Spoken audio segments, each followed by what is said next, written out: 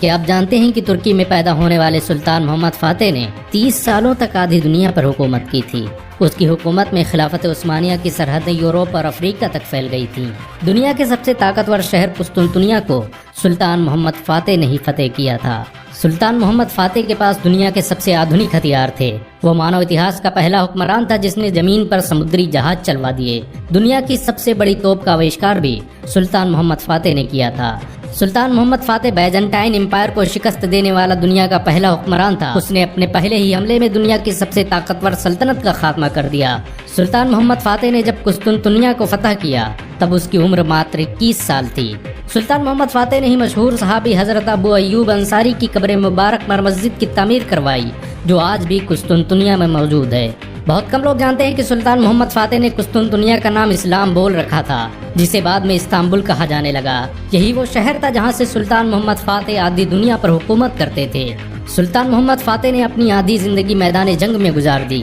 انہوں نے 20 سال تک لگاتار جنگیں کی اور یونان سے لے کر سربیا، ہنگری اور بوسنیا تک کا پورا علاقہ سلطنت عثمانیہ میں ملا دیا۔ سلطان محمد فاتح نے اس ڈریکولا کو شکست دی تھی جس پر آج ہالی ووڈ میں کئی فلمیں بن چکی ہیں۔ ڈریکولا رومانیہ کا بادشاہ تھا جس نے 1 لاکھ سے ادھک لوگوں کا قتل کیا تھا۔ سلطان محمد فاتح نے وگیان کے چھیتر میں کئی کرانتکاری کام کیے۔ اسے بھوگول، ایسٹرونومی اور اتہاس میں مہارت حاصل تھی۔ قسطنطنیہ کو فتح کرنے کے لیے سلطان محمد فاتح نے ایسے ہتھیار اور توپیں بنوائی جو اس سے پہلے کبھی استعمال نہیں کی گئی تھی۔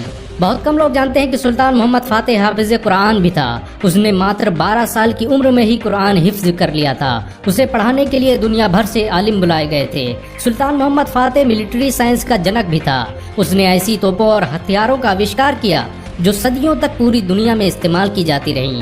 آپ کو یہ جان کر شاید حیرانی ہو کہ دنیا کی سب سے بڑی توپ سلطان محمد فاتح نے ہی بنائی تھی۔ یہ توپ اتنی بڑی تھی کہ اسے لانے اور لے جانے کے لیے 200 مزدور کام کرتے تھے۔ 700 ٹن وزنی اس توپ میں لگنے والے گولے کا آکار 5 فٹ کا تھا۔ سلطان محمد فاتح نے جس فوج سے قسطنطنیہ کو فتح کیا اس کی اگوائی حافظ قرآن کر رہے تھے۔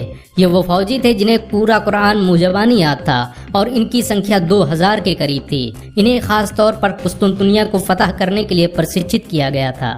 آپ کو یہ جان کر شاید حیرانی ہو کہ سلطان محمد فاتح نے 300 سے ادھک مسجدوں کا نرماण کروایا جن میں سے 192 مسجدیں صرف استنبول میں تھیں۔ اس کے دوارا بنوائے گئے اسکولوں میں دنیا بھر سے لوگ پڑھنے آتے تھے۔ سلطان محمد فاتح خلافت عثمانیہ کے 7ویں شاشک سلطان مراد کا بیٹا تھا۔ اسے 6 سے ادھک بھاشائیں آتی تھی۔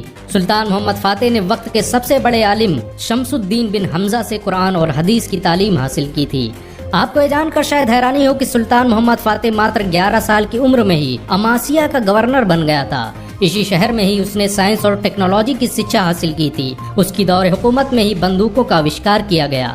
مدینہ میں موجود مسجد نبوی میں موجودہ گنبد کو بنانے میں سلطان محمد فاتح اور خلافت عثمانیہ کی بڑی بھومکا رہی ہے۔ سلطان محمد فاتح نے ہی مسجد نبوی کے گنبد کو سب سے پہلے ہرے رنگ سے رنگوایا جو آج بھی ویسا ہی ہے۔ خلافت عثمانیہ کے ذریعے ہی گنبد خضرا پر سونے کے پرت چڑھے چاند تارے لگائے گئے۔ اس کی نسلوں میں پیدا ہونے والے سلطان عبد الماجد نے مسجد نبوی کا دوبارہ نرماण کروایا جس کے بعد اس مسجد کا چھیتر پل 10,303 ورگ میٹر سے زیادہ ہو گیا۔ سلطان محمد فاتح نے بڑے پیمانے پر اسپتالوں اور اسکولوں کا نرماण کروایا۔ آپ کو یہ جان کر شاید حیرانی ہو کہ پہلا عثمانی ہاسپٹل سلطان محمد فاتح نے ہی بنوایا تھا۔ اس کے ذریعے بنائے گئے اسپتالوں میں دنیا کے سب سے بہترین ڈاکٹر کام کرتے تھے۔ سلطان محمد فاتح کے نام پر آج بھی ترکی میں کئی یونیورسٹی موجود ہیں جن میں مفت شکشا دی جاتی ہے۔ سلطان محمد فاتح نے یورپ اور روم کے اتنے علاقوں کو فتح کر لیا تھا کہ لوگ اسے قیصر روم کے نام سے پکارنے لگے تھے۔ سلطان محمد فاتح نے جب قسطنطنیہ کو فتح کیا تو اس نے وہاں پر موجود سبھی عیسائیوں کی معافی کا اعلان کر دیا۔ قسطنطنیہ میں موجود آیا صوفیہ مسجد میں سب سے پہلے سلطان محمد فاتح نے ہی جمعے کی نماز ادا کی تھی۔ آیا صوفیہ ایک چرچ تھا جسے عیسائیوں نے سلطان محمد فاتح کے ہاتھوں بھیج دیا تھا۔ 500 سالوں تک مسلمان اس میں نماز پڑھتے رہے لیکن خلافت عثمانیہ کے ختم ہونے کے بعد اسے میوزیم میں تبدیل کر دیا گیا۔ 2020 میں رجب طیب اردگان نے ایک بار پھر اسے مسجد میں تبدیل کرنے کا آدیش دے دیا۔ سلطان محمد فاتح کو اسلامی اتہاس کا ہیرو کہا جاتا ہے۔ مسلمان سلطان محمد فاتح کو آج بھی عزت کی نظروں سے دیکھتے ہیں۔ اگر ایک مسلمان ہونے کے ناطے آپ کو گرو محسوس ہوا ہو تو اس ویڈیو کو لائک اور شیئر ضرور کریں۔ ایسی اور ویڈیو کو دیکھنے کے لیے ہمارے چینل کو سبسکرائب کریں، گھنٹا ضرور دبائیں۔